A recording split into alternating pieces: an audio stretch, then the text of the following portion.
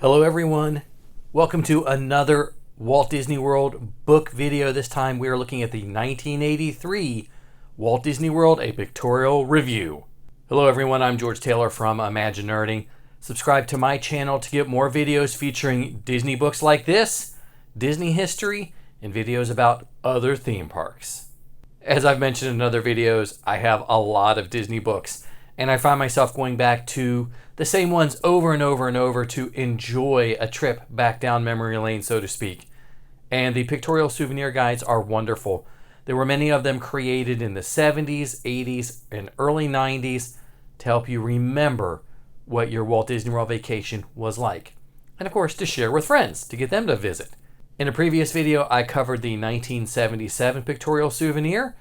So now we'll take a look at the 1983 one with the one-year-old EPCOT Center included.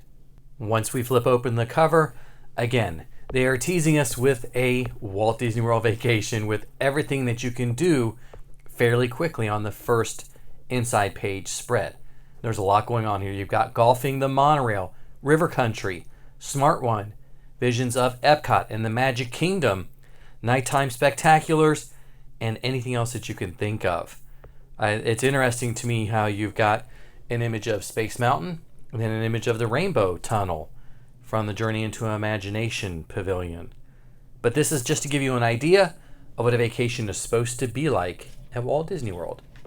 Priming the pump. So here we start with a glance at the Magic Kingdom. Both sides offer amazing photographs. A nighttime image taken probably from a ferry boat would be my guess. There's no telling. Showing the Magic Kingdom and Main Street USA all lit. Very gorgeous. The right hand side shows us an aerial view. We've seen these before, which has the monorail. Actually, it's not one of the ferry boats. That's probably the Southern Seas. Yes, Southern Seas. But a great layout of the Magic Kingdom. Get you excited. This was still the premier reason for visiting Walt Disney World. All right, so we'll take a look. We've got Magic Kingdom. We saw that image in the left-hand corner. Same type of image, but this one taken at dusk from Cinderella Castle. Great shots of Main Street, very compressed. The train station, a little bit of shopping, the Dapper Dans, Center Street, West Center Street, I might add. And we're going to jump right into it. It'll be interesting to compare this with the 1977 version because it's going to be truncated because you've got to add Epcot. Anyway, so we've got the Crystal Palace at night, the Main Street Electrical Parade, some shots of Adventureland, the iconic striped awnings or roof, so to speak, of the Jungle Cruise boats, and some images from the ride itself. The Enchanted Tiki Room, the Swiss Family Treehouse, rather large photos, and the photography has changed tremendously just in the period of a handful of years. These images look wonderful. And not quite a full page spread like we had before with Pirates, but a few scenes from Pirates of the Caribbean, the Steel Drum Band, and then we jump right into Frontierland with some images of the Country Bear Jamboree and what to expect when you walk down the wide boulevard in Frontierland. Big Thunder Mountain Railroad at this point in time was just a few years old, still a major e-ticket, but you've got the characters dressed up, and I'd like to figure out when they started dressing up the characters and started theming them. That'll be another research. But you've got Tom Sawyer Island, and then we jump into Liberty Square itself. So we're a few years after the bicentennial in 1976, but you've still got the Hall of Presidents as a major attraction there, but you can see a few things like the Silversmith. Beautiful shot of the bridge going into Liberty Square and the moat. Continuing, we've got a photo of the exterior of the Haunted Mansion, two interior shots, and the Mike Fink keelboats there in the left side. And then we make the jump over to Fantasyland. So we're obviously going through the Magic Kingdom much quicker than the 77 guide. Fantasyland has the teacups with the covering over top. We know it wasn't there the first few years. Dumbo with Cinderella Castle in the background, Peter Pan, 20,000 Leagues, It's a Small World. Again, we're hitting the highlights of all of these. Character interaction, the Skyway, the Carousel, King Stephan's Banquet Hall, and then right into Tomorrowland. Not as many photos as we've seen previously. And Tomorrowland looking a little spacey. So they put the... Wow, it's interesting. So Mission to Mars has a very small one. Okay. I guess the Starjets got a lot of press. I don't know why. Anyway. So then we get Space Mountain, the Circle Vision, and the People Mover. The Grand Prix. And look at how fast. We saw that in the other one where they blurred some of the images to make them look like speeds. You got the People Mover. Then we jump right into traveling around the world. I expected EPCOT to be next, but no. So you've got a great shot of the monorail, the ferry boat passing one of the steamships, and then you've got the world, the friendships here, the double-decker buses, and water transportation, probably going back and forth from Fort Wilderness would be my assumption. It's a great shot. Really like how those boats lined up. Now we hit EPCOT Center. So remember, this is 1983. This is an EPCOT Center just a year old. Even looking here, we're missing the Seas. The Living Seas Pavilion is not there. Had not been built yet. And there'll be a few things missing in World Showcase as well. You've got the World of Motion. Okay, I'll move on. Some wonderful dusk shots. Obviously, the printing process and the photography had improved tremendously. And now we're going to spend time. So EPCOT's new. They're still going to do a lot of promotion of EPCOT. So Spaceship Earth with some of the original show scenes. And the Earth Station, which had sort of like the original World Key kiosks and things like that. I would have loved to have visited this. The Universe of Energy. Some great inside shots of the screens, the animatronic dinosaurs. Okay. World of Motion. Oh, I love the World of Motion. It was so big and so massive. So many incredible audio animatronic scenes in that. Of course, now that's test track. That's all right. Still ends sort of the same way, where you get some sort of test track style looks at vehicles and cars, but it was an incredible detailed show. Just one of the last large-scale animatronic attractions that they did. Except for, of course, the Great Movie Ride over at Disney's Hollywood Studios. And Communicore. So the Communicore pavilions were in the center, and that was the way for Disney to provide space for the sponsoring, or the sponsors of the exhibits, to have a post-show. Get them out of having a post-show inside the queue or at the end of the queue, the end of the attraction. Give them their own buildings to show off some things, then they could rotate it. There were some amazing things back in the early 1980s in Communicore. But it's just fantastic. Heading to the other side, we've got Journey into Imagination with some wonderful shots of the inside of the pavilion. A few things still exist, like the laminar water fountains. And there's the Dreamfinder. Rainbow Tunnel. I know, I'm not going to be too sad. The land. A lot of changes at the land as well. Did you know that the Living with the Land ride actually had a narrator that sat, or I guess Listen to the Land had a narrator. And then one of the original versions, the Kitchen Cabaret, and then this great photo of the inside with the different food pavilions that you could use as well. A lot of changes. Now we hit the World Showcase pavilions with some great shots. You've got Mexico. Can't see that scene any longer.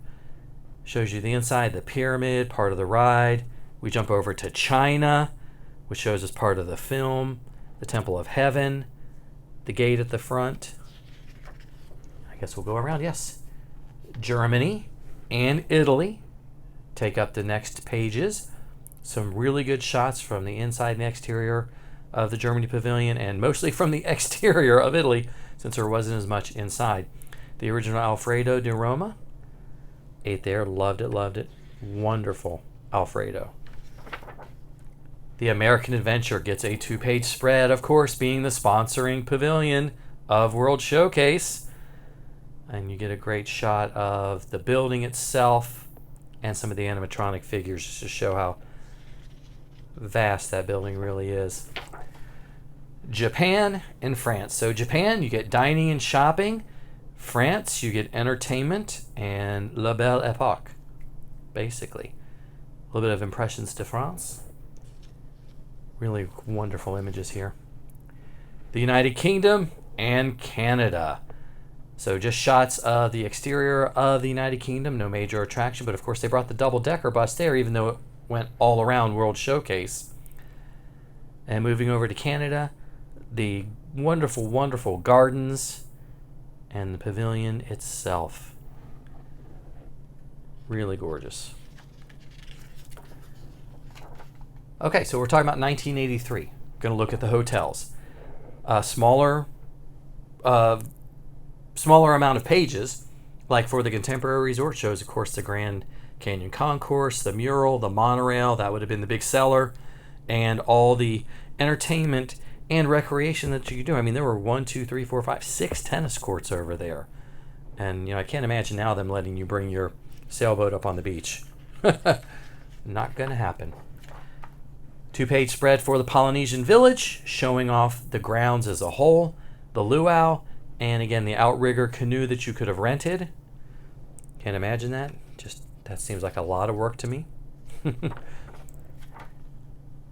And you get a second page. Oh, okay. So you've got on the right side, the left side, excuse me, you've got the interior of the Polynesian lobby, the water pageant, basically electrical water pageant, the transportation, again, well, not transportation, recreation, and then it merges into Discovery Island on the right-hand side.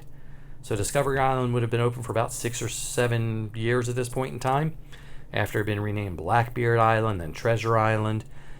And I got to visit there a couple times. It was a really neat experience. Some more images from Discovery Island, the Galapagos tortoises, the trails, the birds that were available. And then we get into Fort Wilderness. It's interesting to me that Fort Wilderness is seen as a secondary option for a lot of this. It's not like, here's one of our places to stay, even though there are more than 650 acres of, I guess that's why it was so much, and all the different campsites and everything. But it gives you an idea of the recreation, the campsites that you do, the campfire sing-along, which is a wonderful experience. A lot of the entertainment, recreation, and then we get to river country. Gosh, would love to have experienced this and walked around it. Just on my visits, I never wanted to go. I know, go figure. Yeah. But you get a great overhead view of river country and what it looked like. And yes, that really was water from Bay Lake that was brought in at that point. It was fascinating how that worked. I have to look into that a little bit more. The Golf Resort Hotel, I mean, it's a major hotel. It was one of the 3 hotels on Walt Disney World's property in 1983, and it still got relegated to the very back. I think they knew that it just wasn't going to be as popular as others, laid back. As I've mentioned before, the Disney executives love playing golf. They loved eating at the Golf Resort Hotel They loved eating at the Golf Resort Hotel because it was so laid back and quiet. Not as many people were making the trek because there wasn't a monorail there. Not all, you just had some bus service at the time. Make sure you check out this video I did about the Golf Resort Hotel and its history, because eventually it was the Disney Inn before being turned into Shades of Green and rented, leased, and then sold to the United States military. The right-hand side, we've got the Walt Disney World Lake Buena Vista, which wasn't relatively new, but this is the first time we're seeing it in one of our guides. And you've got the clubhouse, you've got the treehouse villas, and you've got a little photo of some of the other places you could stay. The Lake Buena Vista area is fascinating, sort of like their early attempt at Celebration, of actually trying to sell places for people to live. Walt Disney World Village, the shopping mecca, gets 2 pages here. Right-hand side gives you the pretty familiar overhead view. This time we've got the Empress Lily on the top there. And of course it shows off the shopping And you've got this beautiful photo of the Empress Lily with the reflection in the water on the right side, with the Village Tavern and several other places to shop, and the artisans that were there. Great little spread. People that stayed at the Lake Buena Vista Resort came over here. They got golf carts, which they could park on this side, which is where Chef Mickey's was, and now is the Rainforest Cafe. On that side, they could park their golf carts, go get food, and bring it back. Shopping, sundries, things like that. Okay, so now Walt Disney World looking forward. So there you go. Previous editions, they've always left the last few pages for advertisements. The left-hand side, it talks about the Living Seas Pavilion, the Morocco Pavilion, and Horizon. Because remember, at the time, Horizon was not there. It was being built. On the right-hand side, the magic of Disney in California and Japan. What?